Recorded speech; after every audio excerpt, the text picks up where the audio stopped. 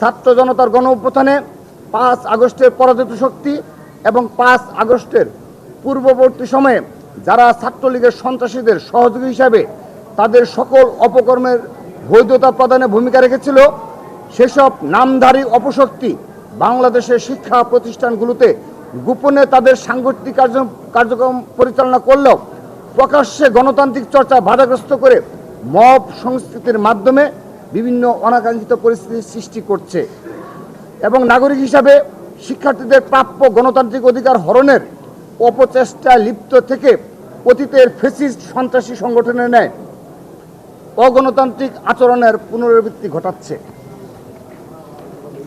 এই সকল ধারাবাহিকতার প্রেক্ষিতেই গতকাল খুলনা প্রকৌশল ও প্রযুক্তি বিশ্ববিদ্যালয় কুয়েটে যে অনাকাঙ্ক্ষিত ঘটনাটি ঘটেছে সেটি নিয়ে অনলাইনে ও অফলাইনে সত্য ঘটনাকে আড়াল করে অপপ্রচারের মাধ্যমে বাংলাদেশ জাতীয়তাবাদী ছাত্রদলের নামে যে মিথ্যা অপবাদ চারদিকে ছড়ানো হচ্ছে তার প্রেক্ষিতে আমাদের সংগঠনের নৈতিক ও রাজনৈতিক অবস্থান ব্যাখ্যা করার বিষয়টি অতি জরুরি হয়ে দাঁড়িয়েছে।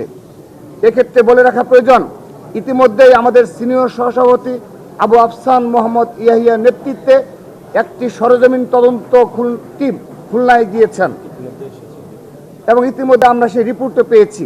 তাদের প্রতিবেদন ও পুলিশি বা প্রশাসনিক তদন্ত প্রতিবেদন আসার আগ পর্যন্ত কোনো পক্ষই যেন উপসংহারে টানা সম্ভব বা সমীচীন নয়।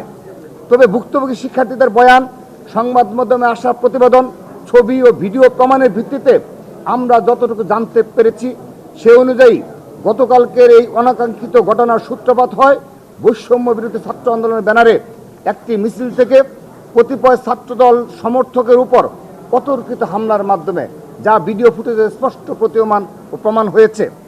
সেই মিছিল থেকে ধারণকৃত একটি ভিডিওতে দেখা যায় যে যখন ভুক্তভোগী সেই শিক্ষার্থীরা ক্লাস শেষে অতি সাধারণভাবেই মিছিলটির পাশ দিয়ে হেঁটে যাচ্ছিলেন, তখন বৈষম্য বিরোধী ছাত্র আন্দোলনের কুয়েট কমিটির আহ্বায়ক মোহাম্মদ উমর ফারুক 2019-20 সেশনের শিক্ষার্থী মোহাম্মদ উমর ফারুকের প্রত্যক্ষ উস্কানিতে কতিপয় মিছিলকারী তাদের দিকে অতর্কিতভাবে তেড়ে গিয়ে ধর বলে হামলার সূচনা করে। ভুক্তভোগীদের বয়ান অনুযায়ী তাদেরকে ধাওয়া দিয়ে ও মারধর করে কুয়েট গেটের বাইরে নিয়ে যাওয়া হয় এবং গেটের কাছে একটি দোকানে আশ্রয় নিলে সেই দোকানদারকে হেনস্থা করা হয়, যার জবাবে সেই দোকান মালিকের পরিচিত কিছু স্থানীয় লোকজন সশস্ত্র হামলা চালায় সেই মিছিলকারীদের উপর। দফায় দফায় ধাওয়া পাল্টা ধাওয়া চলে কুয়েটের গেট হয়ে ওঠে এক রণক্ষেত্র। প্রায় ঘণ্টাখানেক ধরে চলে এই এলাকায় চলে ন্যক্কারজনক সহিংসতা। সেই সহিংসতায় জড়িত কতিপয় স্থানীয় দলীয় কর্মীকে ইতিমধ্যেই বহিষ্কার করা হয়েছে বলে আমরা রাতেই অবগত হয়েছি এবং সোশ্যাল মিডিয়ায় দেখেছি। তবে তাদের কেউই ছাত্র দলের সাথে জড়িত নন।